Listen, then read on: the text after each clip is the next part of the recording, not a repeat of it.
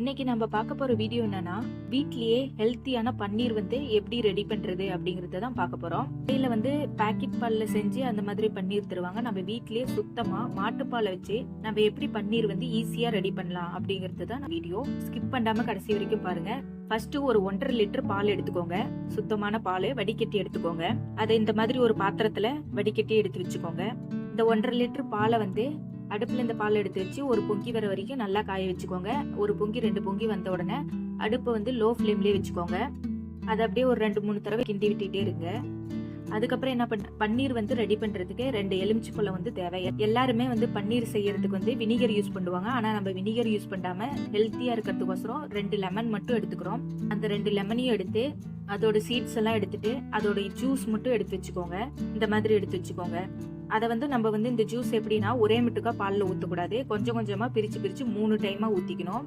கொஞ்சமா ஊற்றி அந்த பாலை வந்து ஒரு கொதி வர வரைக்கும் நல்லா கிண்டி விடுங்க. ஓரளவுக்கு பால் வந்து இது திரிய ஆரம்பிக்கும். அப்புறம் 2வது டைம் வந்து அந்த ஜூஸை திரும்பவும் கொஞ்சம் ஊற்றுங்க. ஊற்றி விட்டு திரும்பி ஒரு கொதி வர வரைக்கும் அப்படியே கிண்டி விட்டுட்டே இருங்க.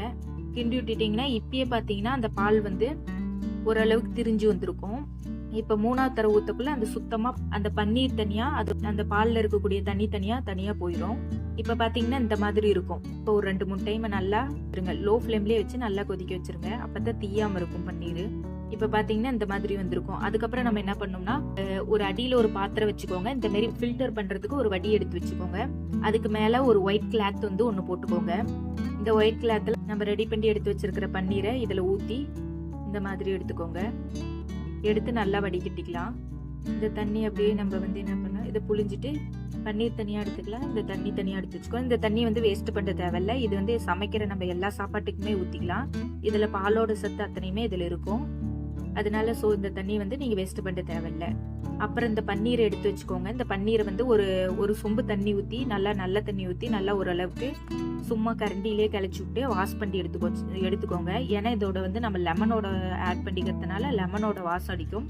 அந்த வாசம் அடிக்காம இருக்கிறதுனால இதை வந்து நல்லா ஒரு சொம்பு தண்ணி ஓரளவுக்கு ஊத்தி நல்லா வாஷ் பண்ணி எடுத்துக்கோங்க. கிளச்சுட்டு இந்த மாதிரி வாஷ் பண்ணதுக்கு அப்புறமா இந்த துணியை சுத்தி விட்டு நல்லா புளிஞ்சுக்கோங்க. ஈரம் இல்லாம நல்லா புளிச்சுக்கோங்க.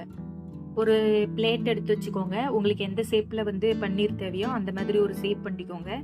ஷேப் பண்ணிட்டு இதை வந்து ஒரு வெயிட் மேல வைக்கணும். அதுக்காக நான் வந்து என்ன பண்றேன்னா இஞ்சி இடிக்கிற உரல் இருக்குது இல்லைங்களா, அது மாதிரி இந்த மாதிரி ஏதாவது ஒரு வெயிட்டான பொருள் எடுத்து வச்சு அது மேல அமைக்கிக்கோங்க. இதை வந்து அப்படியே எந்த ஒரு டிஸ்டர்பன்ஸும் பண்ணாம ஒரு 2 hours, அதாவது 2 மணி நேரம் அதை அப்படியே விட்டுருங்க.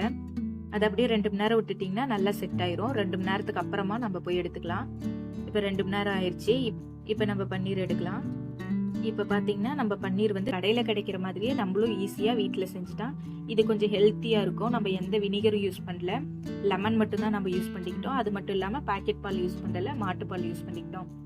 பாக்கெட் பால் யூஸ் பண்றதா இருந்தா பண்ணிக்கலாம். அதிகம் வந்து மாட்டுப்பால் யூஸ் பண்ணி செஞ்சீங்கன்னா பன்னீர் இன்னும் கொஞ்சம் டேஸ்டாவே இருக்கும். கடையில கிடைக்கிறத விட இந்த பன்னீர் கொஞ்சம் நல்லா டேஸ்டா இருக்கும். இப்ப வந்து நீங்க இதை வச்சு பன்னீர் கிரேவி பண்ணிக்கலாம். பன்னீர் பட்டர் மசாலா பண்ணிக்கலாம். அப்புறம் பன்னீர் பிரியாணி, வெஜ் ரோல் எல்லாம் வச்சு பன்னீர் ரோல்லாம் பண்ணிக்கலாம். இப்போ நீங்க எப்படி வீட்லயே ஈஸியா பன்னீர் செய்யலாம் அப்படிங்கறத பார்த்திருப்பீங்க. இந்த வீடியோ உங்களுக்கு பிடிச்சிருந்துச்சுன்னா லைக் பண்ணுங்க, ஷேர் பண்ணுங்க. இந்த மாதிரி குக்கிங் டிப்ஸ் தெரிஞ்சுக்க கவி ட்ரீம் ஒன் சேனலை சப்ஸ்கிரைப் பண்ணுங்க. நெக்ஸ்ட் ஒரு சூப்பரான வீடியோல பார்க்கலாம். Bye by.